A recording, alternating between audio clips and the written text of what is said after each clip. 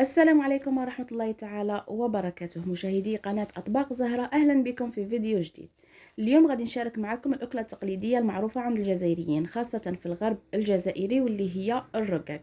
كل منطقة وكيفاش يسموها، كاين اللي يقولوا لها الشخشوخة وكاين اللي يسموها التريدة، كل منطقة وكيفاش يسموها. على بركة الله نبدأ في تحضير العجينة اللي غادي نستعملها اليوم سهلة بدون دلك وبدون تعب، تحتاج الوقت فقط. في قصعة نحط كيلة معمرة مليح فرينة، نصفيها ونزيد معها 3 كيلات سميد. نوعية السميد اللي استعملت سميد تاع الميزان، ديك الشكارة الكبيرة تاع 25 كيلو. احسن نوعية السميد اللي ما يتقطعش، السميد يكون رطب تشوفوا فيه نقط سوداء، هذه احسن نوعية للسميد نتاع الرقاق ولا نتاع المسمن. هنا انا درت كميه كبيره، على هذا استعملت الكيله اللي تكون كبيره، نتوما استعملوا كيله تكون صغيره على حساب الكميه اللي غادي تحضروها. نزيد معاهم ملعقه ملح ونبدا نخلط المكونات الجافه مع بعض ونلم العجينه نتاعي بماء دافي.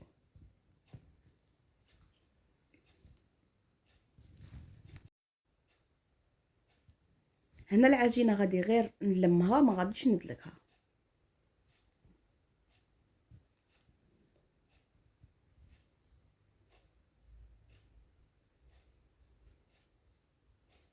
العجينه نتاعي خليتها ناشفه كما راكم تشوفوا.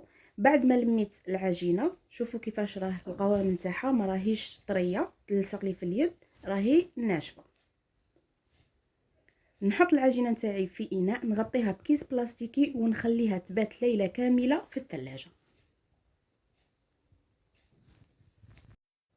بعد مرور ليله كامله والعجينه نتاعي في الثلاجه، الان نحطها في قصعه. شوفوا العجينه كيفاش ولات ناشفه، ما راهيش تلصق في اليد. هنا بشويه ما ندلكها دلك خفيف قد ما تطرى العجينه وتكون سهله في الحل.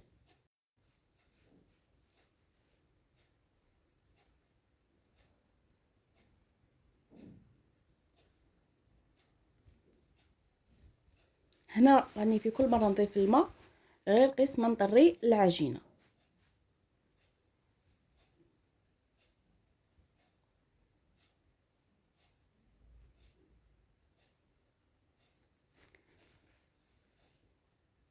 هنا العجينه راهي تتحلي، شوفوا كيفاش ولات طريه.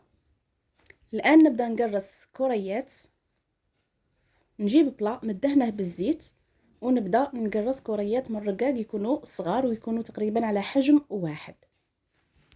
نغطي الكريات بكيس بلاستيكي ونخليهم على جهه. بعد مرور حوالي ساعتين العجينه تاعي نزلت هكذا تتحلي بكل سهوله. نحط طاجين على نار تكون قليله، ندهن الطاجين تاعي بالزيت وندهن طاوله العمل بالزيت ونبدا نحل في العجينه، مره على اليمين مره على اليسار كما راكم تشوفوا، خصوصا الجوانب نركز عليهم مليح في الحل باش الحواشي ما يجونيش معجنين. ونرفد الحبه نتاعي بكل سهوله، شوفوا العجينه ما راهيش تتقطع، ونحطها على الطاجين.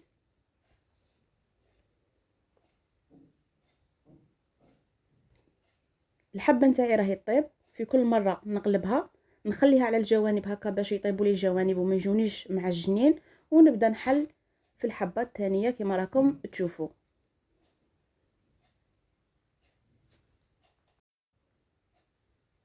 نزيد الحبه الثانيه نرفدها ونحطها في الطاجين ونخليها طيب. بنفس الطريقه نكمل كامل الكميه اللي عندي. بعد ما يبردوا ورقات الرقاق اللي كنت طيبتهم، نحط كل 10 ورقات فوق بعض ونطويهم على 4 حتى نتحصل على طاجين الرقاق.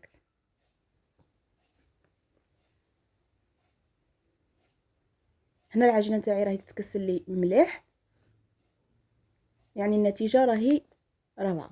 شوفوا كيفاش جات الورقه تاعي شفافه وما جاتش معجنه.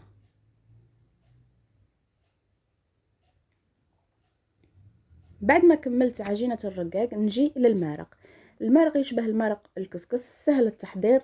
في طاجين نحط ملعقه زيت، نحط اللحم يتقلى مع عود قرفه.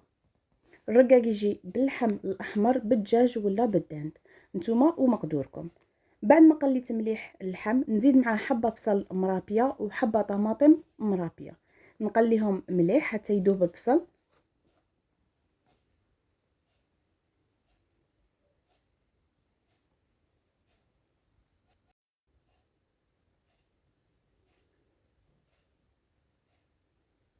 بعد ما تقلالي البصل نضيف الخضر، بطاطا اللفت والجزر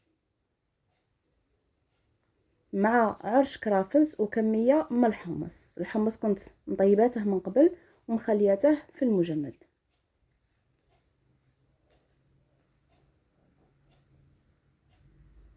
ونتبل الطاجين نتاعي بملح، فلفل اسود، فلفل احمر وكرويه.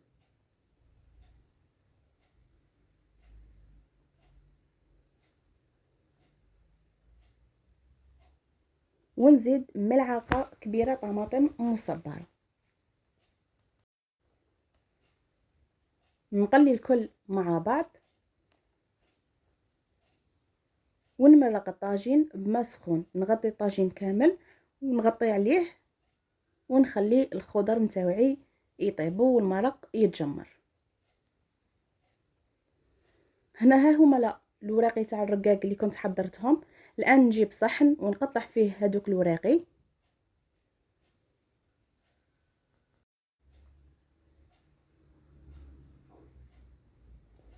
نقطع وراقي نتاع الرقاق في صحن التقديم ونستف الخضر. ها هو الطاجين تاعي بعد ما طاب. نستف الخضر اللي عندي، نزيد فوقهم قطعة اللحم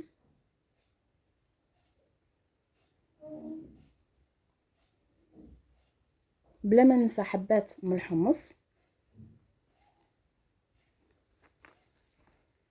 وهنا زينت الطاجين تاعي بحبات البيض ونقدموه مع المرق. هذه هي وصفتنا لنهار اليوم، طاجين الرقاق. ان شاء الله تعجبكم الطريقة وتجربوها. الى فيديو جديد، سلام.